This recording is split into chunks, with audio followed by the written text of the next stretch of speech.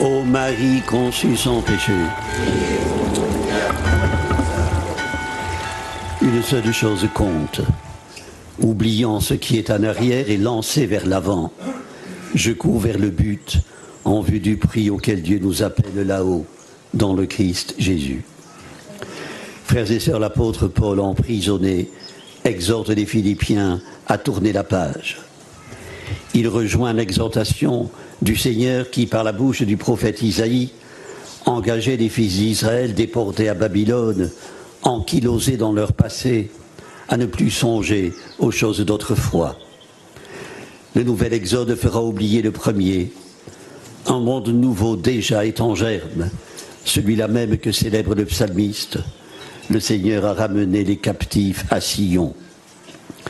Frères et sœurs, l'appel au renouveau, à ne pas rester emmurés dans les avanies et les injustices subies, les ressentiments recuits, à éliminer le venin de la rancune, à ne pas laisser le souvenir des échecs et des fautes barrer la route et empêcher d'aller de l'avant. Cet appel retentit pleinement en ce 5e dimanche de Carême. Le couronne la révélation que Dieu ne veut pas le châtiment du coupable, mais son salut. C'est l'évangile de la femme adultère. Dans sa montée à Jérusalem, à l'heure du soir où chacun regagne son logis, Jésus se retire au mont des Oliviers pour y prier dans le silence. Dès l'aurore, note Saint Jean, il retourne au temple où le peuple se presse pour écouter son enseignement. Une femme surprise en flagrant délit d'adultère lui est amenée par des accusateurs qui feignent de confier à Jésus le jugement qu'elle mérite selon la loi. Le piège est grossier et redoutable. Si Jésus absout la pécheresse, il déroge aux préceptes de la loi de Moïse. S'il prononce sa condamnation, il annule son enseignement fondé sur le pardon.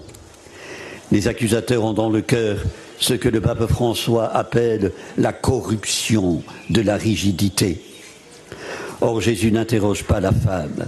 Il ne lui demande pas d'où elle vient ni ce qu'elle a fait.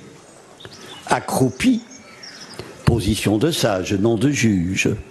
Accroupi, Jésus gribouille le sol jusqu'à ce que les scribes et les pharisiens soient partis après qu'il leur a dit « Celui d'entre vous qui est sans péché, qu'il soit le premier à lui jeter une pierre. » Puis, seul avec la femme, il lui dit « Va et désormais ne pêche plus. » Une magnifique illustration du texte d'Isaïe et de l'exhortation de Paul à nous lancer vers l'avant.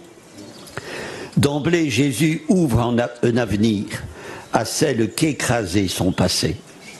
Non qu'il soit indifférent au péché, il le condamne, mais rien ne saurait faire obstacle à l'amour, à la tendresse qu'il porte envers celle et celui qui est plus souvent victime que coupable et qu'il veut arracher à sa misère et à sa solitude.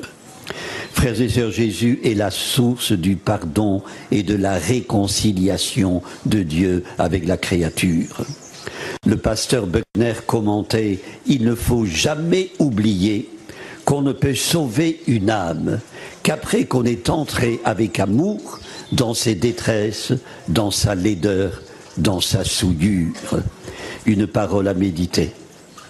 Frères et sœurs, chaque fois que nous jugeons à l'emporte-pièce, sans souci de la vérité et encore moins de la charité, sans respect pour la présomption d'innocence, dirions-nous aujourd'hui, nous nous conduisons à un accusateur de pacotille. L'inculpé, le prévenu, c'est nous, c'est l'humanité. C'est le peuple de Dieu que Jésus a parfois dénoncé comme génération mauvaise et adultère. Nous qui disposons d'un code civil, d'un code de la route, non d'être un pasteur protestant, mais il nous manque qu'un code de la convivialité et du savoir-vivre. Ces codes, nous les fabriquons à la petite semaine et nous en sommes tout à la fois les auteurs, les bénéficiaires et les transgresseurs. Frères et sœurs, nous avons surtout besoin de la force du pardon qui expulse la haine, qui abat le mur des vengeances, qui relance l'espérance. Le pardon est une renaissance pour celui qui le reçoit. Il est un enfantement pour celui qui le donne. Il ne relève pas de la magnanimité, mais de l'amour. Dieu est Père de tous, y compris du pécheur. Quelle force de savoir que Dieu nous aime malgré nos fautes. Quelle consolation de savoir que toute vie humaine peut être pardonnée quand même elle est gâchée par une succession d'actes impardonnables.